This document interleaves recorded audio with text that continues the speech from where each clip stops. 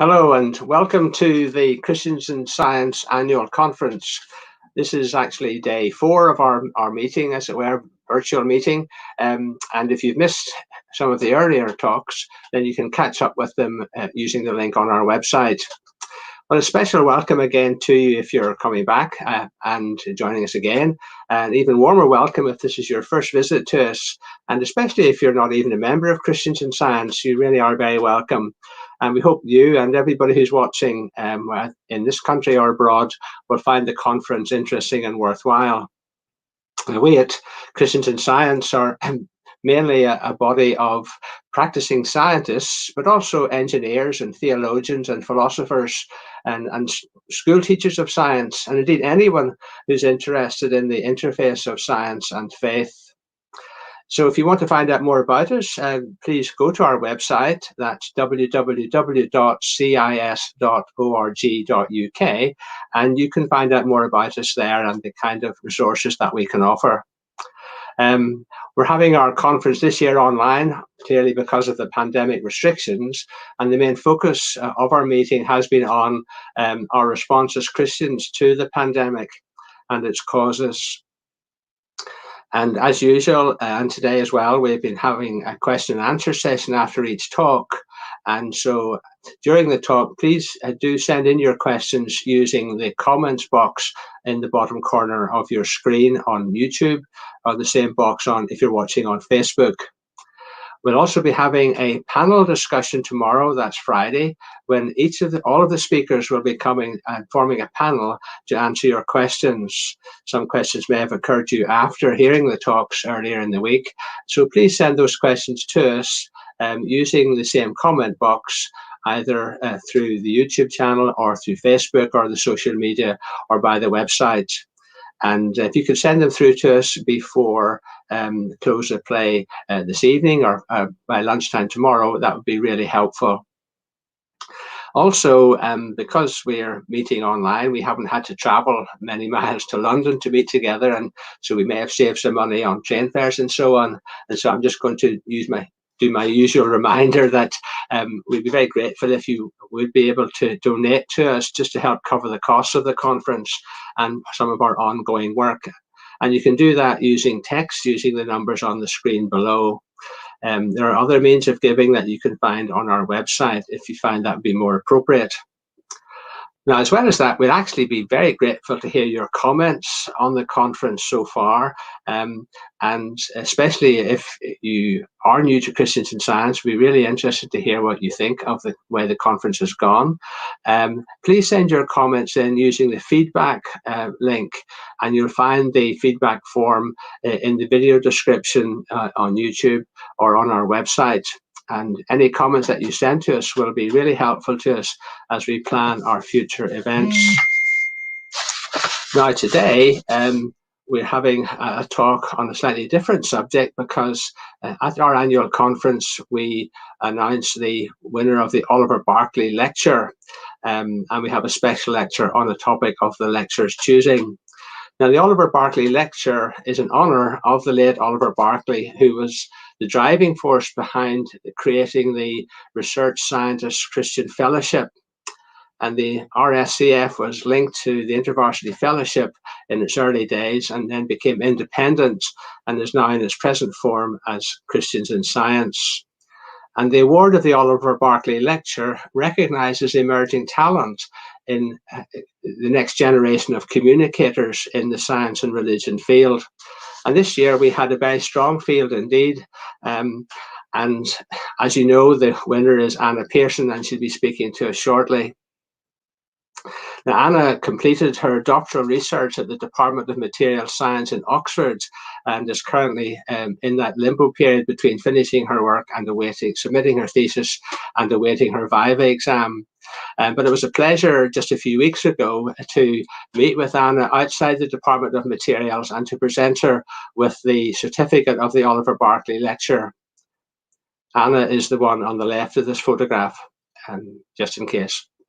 So it's a pleasure then to introduce Anna. As I say, she's been doing research in the Department of Materials involving quantum mechanics at a very fundamental level.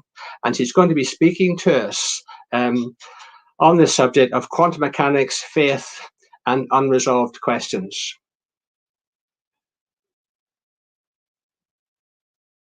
Good afternoon, and thank you for joining my talk on quantum mechanics, faith, and unresolved questions. Quantum mechanics is a subject which has fascinated me since I first learned about it as an 18-year-old, and I'm excited to share some of these ideas with you during my talk. So to give you a brief outline of the talk, I'll first give a short introduction to the quantum realm, recapping the properties of waves, outlining the double slit experiment, and then looking at superposition, observation, and other phenomena. We'll then look at a few of the unresolved questions within quantum mechanics, think about some unresolved questions within faith, and then finish with discussing living with mystery. Before we go any further, though, I'd just like to give this warning from Richard Feynman that I think I can safely say that nobody understands quantum mechanics. So when I first learned about these ideas, I couldn't sleep at night, and I had to change my application to study physics at university because I simply had to find out more. So let's have a think about waves. If you look at the left-hand side of your screen, the bottom two waves, you'll see two waves that are in phase, which basically means the squiggles line up with each other. If you add them together, you get the top wave, the thicker line, which gives you a wave which has twice the amplitude. So if it's a light wave, it's going to be brighter. If it's the sound wave, it's going to be louder. And this is known as being in phase, or also known as constructive interference. However, if you look at the right-hand side of your screen, the two waves are out of phase. You can see the squiggly lines don't line up. And when you add these waves together, you just get the straight line at the top. This is also known as destructive interference. So if it was a light wave, you wouldn't see anything. If it was a sound wave, you wouldn't hear anything. And this is important for the double slit experiment. So the setup is as follows. You have your source. In this case, it's an electron beam gun, but the source can be whatever you want it to be. You pass it through a double slit, and then you have a screen on the other side of the double slit to record the outcome of your experiment. Now, if you imagine particles, you might think that there's something like footballs or stones or something like that. And you might expect that if you pass them through a double slit and they hit a wall on the other side, you would just get two lines which show which slit the particles pass through. However, if we do this experiment with electrons, so this is data from the Hitachi lab, which can be found online here. So what you can see, the bright spots appearing are single electrons, which have been passed through what is basically a double slit. And at the moment, you can't see any pattern, but as we watch this video, we're going to see a pattern building up. An important point to make about this experiment is that it's one electron passing through the slits at any one time. So if we get any interference, which we will see at the end, it can't be an electron interfering with another electron. It has to be interfering with itself. I'll just speed up a bit. And so what we begin to see, instead of the pattern that you might expect from particles which behave like stones or something, we actually get an interference pattern. So the interference pattern is the bright fringes in the middle, and with fringes on either side, which are also bright, with dark fringes in between. And this is the signature of waves.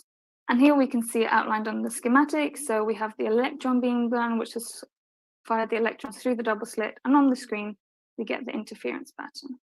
It can be easier to visualize if we imagine that waves have passed through the double slit. And here you can see the bright fringes where we have constructive interference, and the dark fringes where there's destructive interference. And so to explain this behavior of electrons, we use the term wave-particle duality.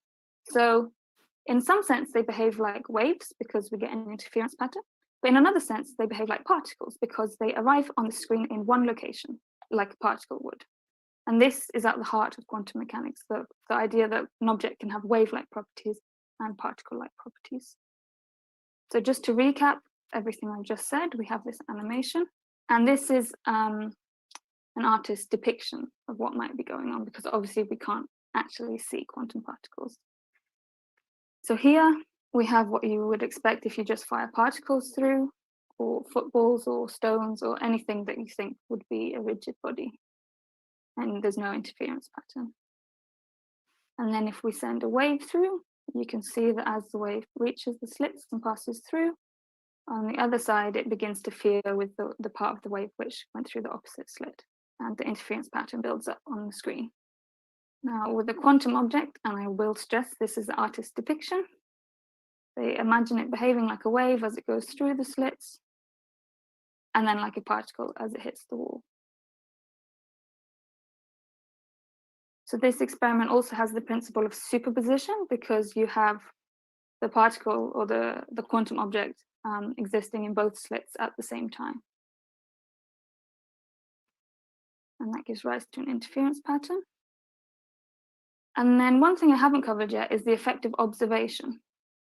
And the effect of observation actually changes the outcome of quantum experiments, which is another difference which makes it vastly different to the classical realm.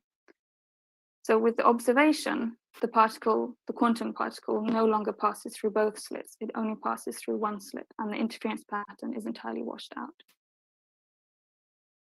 So this animation is freely available on the website Tutors Quantique, which will appear in a minute. And I would highly recommend this website because there's lots of other animations about quantum phenomena.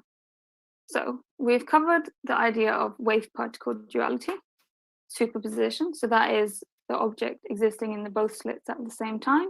Although this principle can also be extended to other things, such as quantum objects have a property called spin.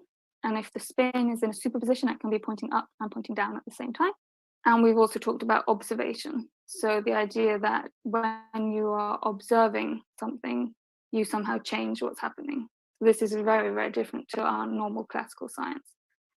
I'd like to cover 4 more things. So we have entanglement, quantum tunneling, indefinite causal order, and the fragility of quantum information, or known as the no-cloning theorem. So let's start with entanglement. So the principle of entanglement means that if you have 2 quantum particles and they are entangled, you can separate them by a vast, vast distance. And say it's an entanglement and you measure the spin property and you find that the spin is spin down in the one particle, instantaneously the other particle will be spin up. And it doesn't really matter how far they're separated. So once they become entangled, you can't consider the system as 2 separate systems. You have to consider it as one whole system, no matter the distance. Quantum tunneling always makes me smile. So what you see here, the black line, is an energy landscape and the object's in green. Now, classically, the object needs to get more energy to get over the hill. It's just like when we're out walking and we're going to walk up a mountain, we need some energy to get up the hill. However, quantum mechanically, it doesn't actually need to have enough energy to get over the hill. It can just tunnel straight through to the other side. And this is used in fusion inside stars and also in the scanning tunneling microscope. Now, indefinite causal order. So if we think of superposition, and we've discussed it with respect to position, so the object being in slit A and slit B at the same time, or I also mentioned it could be with spin, so it could be spin up and spin down. Or another thing is that it could be with the energetic state of an atom, it can be decayed and not decayed. However, this can be extended to the order of events. So if you look at section A here, we have a picture of 2 people, normally known as Alice and Bob in the quantum community. And let's say that Alice performs an operation and Bob performs an operation. And the path in section A is that first Alice performs the operation and then Bob performs the operation. And then in section B, we have Bob performing an operation and then afterwards Alice performing an operation. However, if you apply the superposition principle to the causal order of events, you can get panel C. So you can get the path that in time being Alice then Bob, but it can also simultaneously be Bob then Alice. And this is known as indefinite causal order. I've been thinking a bit about this with a theologian, Emily Qureshi-Hurst, and we have a paper that has come out in Eigen very recently. So if you're interested, please take a look at that. And then the no cloning theorem. So just to explain the sheep, it's Dolly, well, it's not actually Dolly the sheep, but it should represent Dolly the sheep. So classically, we can clone things. However, quantum mechanically, a quantum state cannot be cloned, and this is known as the no cloning theorem. Again, this is very, very different to our classical intuition. And if we think about the consequence of this, this is from It Keeps Me Seeking, the invitation from Science, Philosophy and Religion. We don't know if brain function depends on the details of the quantum states. But if they did, then it may be that the type of copying process sometimes invoked by science fiction writers, where they imagine that people could one day save backup copies of themselves, may be physically impossible.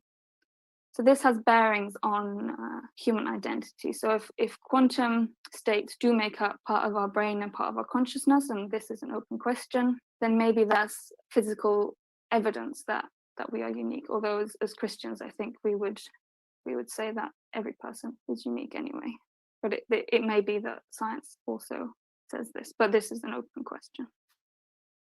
And so I've just mentioned an unresolved question if quantum mechanics has bearings on consciousness, but there are many unresolved questions in the quantum community. So I've just picked a few from a survey that was taken at a conference of quantum physicists and philosophers, and just to give you a flavor of the discussion that's going on. So the first question is, what is your opinion about the randomness of individual quantum events, such as the decay of a radioactive atom, or it could be the path that the electron chooses when it's observed. So if it goes in the right slit or the left slit, that seems to be entirely random. Oh, I should note that the percentages add up to more than 100% because the participants were allowed to take more than one box to answer the question. And so, yeah, so there's this debate going on about if randomness is irreducible, if it's a fundamental concept, or if it's only apparent. And there's no consensus yet. Question 2 is one that you wouldn't even think to ask when dealing with a classical system. And that is, do you believe that physical objects have their properties well defined prior to and independent of measurement? And the participants in this case are almost 50-50 between yes in some cases and no. And then the last question I'd like to present to you is the question about superpositions of macroscopically distinct states. This is just, is it possible to get a superposition of a larger object, a macroscopic object, as opposed to a microscopic object? And this leads on to the paradox of Schrödinger's cat, which was on the title page, which some of you may be familiar with, but for those of you who aren't, I'll just recap it quickly. The idea is, if you have a radioactive atom and it's in a box, and in the box you also have a lever, a hammer, a vial of poison, and a cat that is live, at least to start with, and the box is closed. Now, when the atom is not being observed, we know that it can be in a superposition of being decayed and not decayed. And this atom is linked to the lever in such a way so that when it decays, the lever will drop and the hammer will smash the vial of poison, filling the box with poison and killing the cat. But the question is, before observation, while the atom is in the superposition, does the superposition extend to the hammer being fallen and not fallen, and the poison being in the vial and out of the vial once it's been broken? And can the cat therefore be dead and alive at the same time before the box is opened? Now, if you think about this, it doesn't really sit well with you, because the idea of a cat being dead and alive sounds like something from a horror movie rather than real life. And so it's a paradox. And so scientists are trying to find out if there's a boundary to the quantum realm. So maybe the quantum mechanics can apply to the atom, but maybe not to the cat. I mean, some will say it could, some would say it couldn't. And so they're carrying out experiments to try to find out where this boundary lies, if it exists. Some people would say it doesn't exist. And so in 2011 and then later on in 2013, they did the double slit experiment that we looked at earlier, but with these molecules. So with molecules of up to 430 atoms in the first one, and then 2 years later, they managed to double the size of the molecules. So they had over 800 atoms existing in 2 slits at the same time. And then if you go to even large objects, you have this little, it's called a mechanical resonator. So it's just a little aluminium drum of the order of 10 micrometers. And in the past few years, they've managed to entangle 2 of these mechanical resonators. So you have quantum behavior in a system that is of the order of 10 micrometers. So we haven't reached the size of cats yet, but the boundary is being pushed further and further experimentally. And I'm particularly interested in this question about the boundary of the quantum realm, and I've been looking at in my PhD the question of gravity. So what about gravity? I should mention my supervisors have been Professor Andrew Briggs and Dr. Natalia Ares, and we've worked with some theorists, and they've said, let's consider gravity being classical rather than quantum. And they've predicted 2 effects.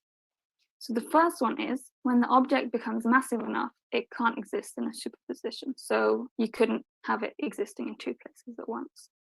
And then the second effect from their model is that the gravitational interactions within the object will cause it to self-heat. And this hasn't been verified experimentally yet, and you can read the details in the reference at the bottom there. And so we've set up an experiment to test for the second of these effects, the heating effect. And so we take a little silicon nitride membrane that's about 1 millimeter by 1 millimeter and 50 nanometers thick, and we put it inside an aluminium box, which you can see in the bottom left-hand corner.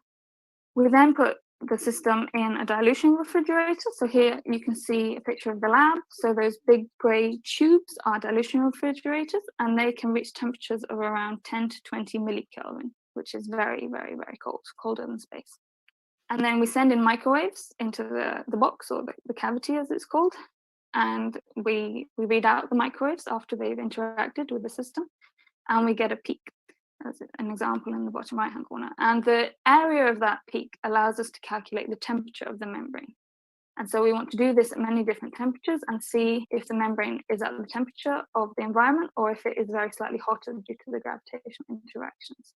So we've done one run of this experiment, but can't draw any conclusions from it, but we're hoping to run it again in the near future. So it's work in progress. So that's been quite a lot of science and some unresolved questions, but how does this relate to faith? So often when thinking about science and faith, at least personally, I think about how my faith inspires my science and how I get inspiration from the Bible and from nature, that I want to study the world that I believe God made. But more recently, I've been thinking about how my science can actually help my faith, specifically when thinking about unresolved questions. So for example, prayer. Prayer is something I believe in. I pray myself. I have friends who pray. I pray for friends. Friends pray for me. But I couldn't explain to you how it works. Just like I investigate quantum mechanics without fully understanding it, I wouldn't say I investigate prayer, but I can engage with prayer without fully understanding it. The same goes for the Trinity. I can't understand the Trinity. It's beyond my comprehension, but I can still place trust in a God who reveals himself as a triune God. And part of me likes the idea that he is beyond my understanding, that the creator of the universe is bigger than my mind can grasp. And also, if I can't yet fully understand nature, maybe never will fully understand nature, should I expect to fully understand the one who I believe is behind nature? And as a last example, we have the topic of suffering, which is perhaps the most sensitive and difficult topic to broach, both on a personal level and a societal level. I find this a difficult topic as it moves beyond an issue that I can wrestle with in my head to one that affects my heart as well. It's not simply an intellectual issue, but an emotional one too. Perhaps for this example, it feels rather trite to say that I learned from my approach to science to help me with my faith to cope with suffering. When dealing with this issue, I remember that there are things beyond what I can understand in this world, but I also remember that there is one who understands, who entered this world of suffering and partook in it, who's there to comfort and sustain, even when we can lose sight of it. And so how do we live with mystery? How do we live with unresolved questions? Both quantum mechanics and faith present us with questions that currently have not been fully resolved, and some may not be resolved within our lifetimes.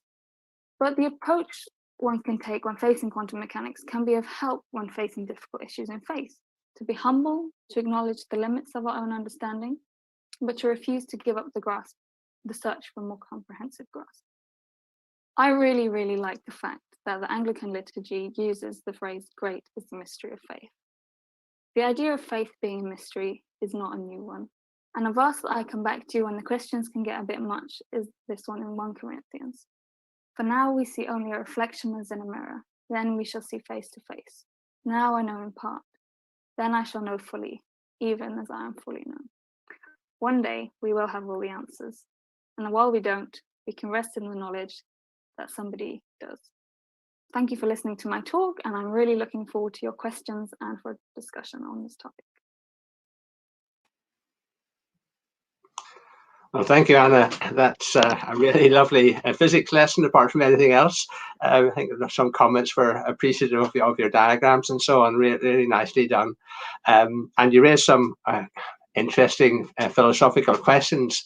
And I thought that we might start off with one, just picking up from what you were saying about the wave-particle duality, and this is something that you've done experiments in, and you showed some of the experiments that have been done to show the particle nature and the wave nature of the light. So it wasn't me who did that experiment. No, sure, yeah, but these experiments can be done. Yeah. so we have these observations of waves and particles. So can you think of an example in the area of faith that would be equivalent to observations that require some kind of similar explanation? So I'm not sure I would just map everything from quantum mechanics onto faith, because faith is a relationship with a being, and quantum mechanics is a relationship with the natural world. But if you push me to give the first thing that came to my head, I would probably say that the thing that it's most like is perhaps an answer to prayer. Mm-hmm. But I couldn't give you I haven't thought about that before, and I wouldn't. Yeah, my initial reaction is that a relationship with the natural world won't map straight onto a relationship with a being. Yes, yeah. I mean, that's a very wise answer, in the sense that even in science, the way you look at something, the way you make observations, has to bear some relation to the kind of thing you're looking at, what the nature of the thing is itself, because you can't measure the volume of something using a weighing scales. You need the right apparatus. Yeah. But some people will come back and say, well, can I do the equivalent of an experiment in faith? Can I just try it out and see if it works? Well, in some sense, I'd say yes, and in some sense, I'd say no. So I don't think you can do experiments in faith like you do in science, because I don't think God abides to our human rules.